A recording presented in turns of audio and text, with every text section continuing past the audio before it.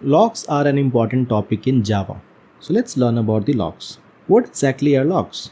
Well, imagine you have multiple threads running simultaneously in your Java program and all are trying to access the same resource. Without proper synchronization, it could lead to inconsistency in data and other chaotic situations.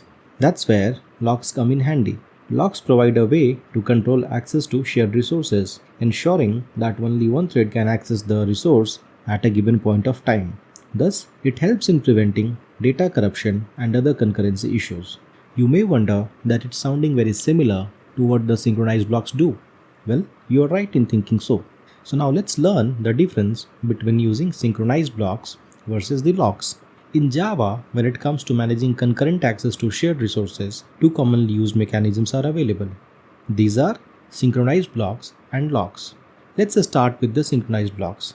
Synchronized blocks use the synchronized keyword to ensure that only one thread can execute a particular section of code at a given point of time. They provide intrinsic locking, which means that the lock associated with the object is acquired and released automatically by the JVM. Synchronized blocks are easy to use and require less boilerplate code compared to the locks. However, they have limitations such as lack of flexibility in lock acquisition and inability to handle the interrupts. On the other hand, locks provide more flexibility and control over locking mechanisms.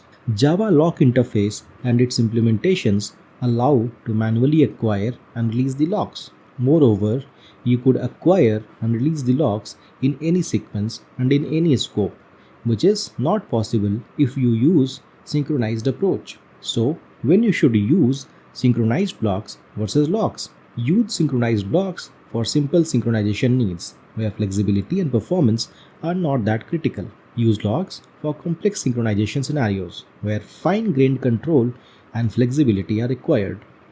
In conclusion, both these synchronized blocks and locks are essential tools for managing concurrent access to a shared resource in Java. Understanding their differences and choosing the right synchronization mechanisms for your specific requirements is a crucial part of writing a robust and efficient concurrent code. So, now it's time to learn how can we implement and make use of locks in our code. While doing so, we will also learn about a couple of important concepts related to locks such as conditions, different types of locks, etc.